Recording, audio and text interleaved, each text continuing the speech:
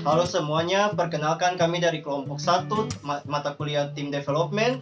Dengan saya sebagai ketua tim, perkenalkan nama saya Brilian Besatu Prisa. Saya Amira Laiso. Saya Farda Milanti Sunet. Saya Gabriel Bruno. Saya Ferdi Linggi. Dan saya Alen Deslilat Umahina. Kami akan mempresentasikan topik yang berjudul manajemen konflik dalam diri. Konflik memiliki arti yaitu ketidaksepakatan, perbedaan kepentingan, ketidaksesuaian antara pihak yang terlibat, atau dengan kata lain konflik bermakna fight and battle. Pengertian konflik berasal dari bahasa Latin yaitu configere yang berarti saling memukul. Secara umum, konflik adalah suatu proses sosial antara dua orang atau lebih di mana salah satu pihak berusaha menyingkirkan atau menghancurkannya.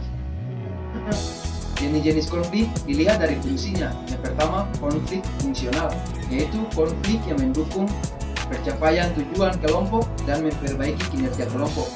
Yang kedua, konflik disfungsional, yaitu konflik yang merintangi pencapaian tujuan kelompok. Ya, dilihat dari pihak yang terlibat, konflik dalam diri individu terjadi jika seseorang harus memiliki tujuan yang saling bertentangan atau tuntutan tugas yang melebihi batas kemampuannya.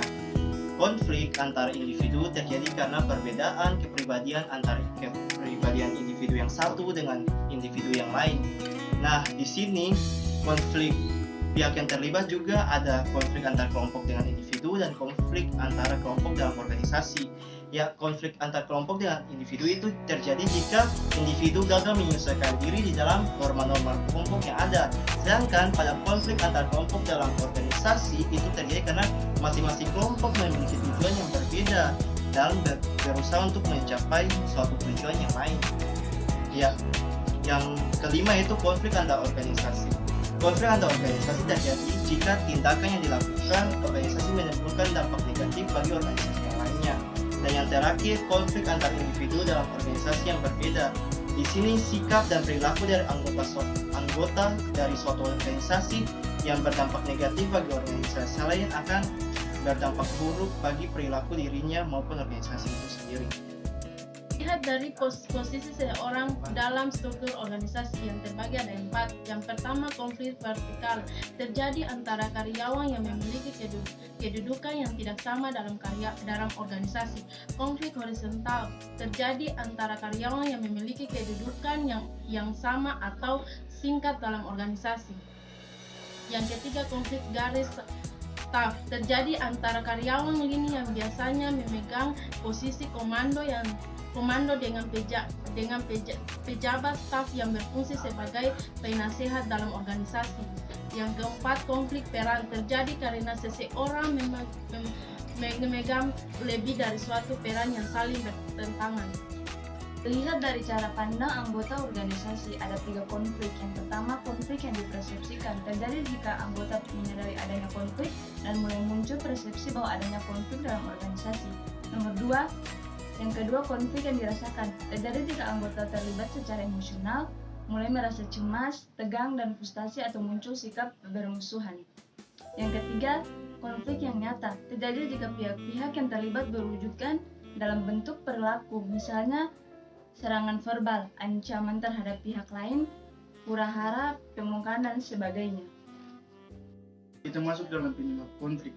Penyebab konflik terbagi bagi 3 bagian, yaitu komunikasi. Masing-masing orang memiliki gaya komunikasi yang berbeda. Hal ini dapat menyebabkan ketegangan dan kesalahpahaman dalam suatu hubungan berkomunikasi. Yang kedua adalah struktur, meliputi ukuran kelompok, spesialisasi wilayah kerja, kecocokan tujuan anggota dan kelompok, gaya kepemimpinan, sistem imbalan, dan derajat ketergantungan. Kita masuk ke dalam faktor penyebab konflik yang ketiga, yaitu faktor pribadi, meliputi sistem nilai individu, karakteristik kepribadian dan keunikan tiap individu. Maka makin besar kelompok dan makin banyak spesialisasi, maka kemungkinan konflik semakin besar. Kita masuk ke mengelola konflik. Bukan berarti menghindari konflik, menekan konflik, mengubur konflik, membiarkan konflik, dan menemukan konflik. Tetapi mengelola konflik berarti cerdas memilih dan menentukan strategi pengelolaannya. Strategi pengelolaan konflik. Yang pertama, integrating atau problem solving. Pihak-pihak yang berkepentingan secara bersama mengidentifikasi masalah yang dihadapi, kemudian mencari, mempertimbangkan, dan memilih solusi alternatif pemecahan masalah. Gaya ini cocok untuk memecahkan masalah akibat salah paham, namun bukan untuk masalah karena sistem nilai yang berbeda. Yang pertama, kelemahan. Kelemahannya itu memakan waktu lama dalam penyelesaian. Oke, strategi yang kedua, obliging atau smoothing. Seseorang lebih memusatkan perhatiannya pada upaya untuk memuaskan pihak lain daripada diri sendiri. Gaya ini berupaya mengurangi perbedaan dan menekankan pada kebersamaan di antara pihak yang terlibat. Yang pertama, kekuatannya upaya mendorong adanya kerjasama. Yang kedua, kelemahannya penyelesaian bersifat sementara dan tidak menyentuh masalah pokok. Ya, strategi pengelolaan konflik yang ketiga itu avoiding. Avoiding sendiri taktik untuk menghindari dalam penyelesaian masalah yang sepele atau remeh, atau jika biaya yang harus dikeluarkan untuk konfrontasi jauh lebih besar daripada keuntungan yang diperoleh. Gaya ini tidak cocok untuk menyelesaikan masalah yang rumit. Nah, kekuatannya cocok untuk digunakan jika menghadapi situasi yang membingungkan atau mendua, sehingga atau kelemahannya yaitu penyelesaiannya masalah bersifat sementara. Nah, yang keempat yaitu kompromisi.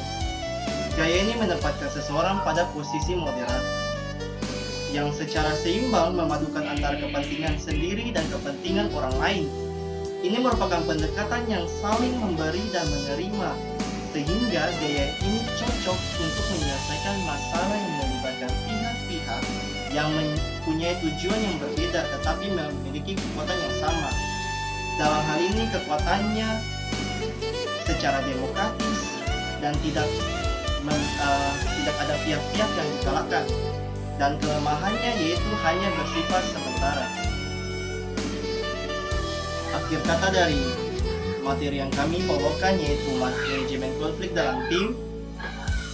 Ketika satu pintu tertutup, maka pintu lain akan terbuka. Namun kita seringkali terpaku dan menyelesaikan pintu yang tertutup itu, sehingga kita tak melihat pintu lain yang sudah terbuka. Sekian dan terima kasih. Ya teman-teman, demikian hasil video presentasi kami. Apabila ada salah kata dalam hal pengucapan di dalam video presentasi ini, kami mohon maaf. Sekian dan terima kasih.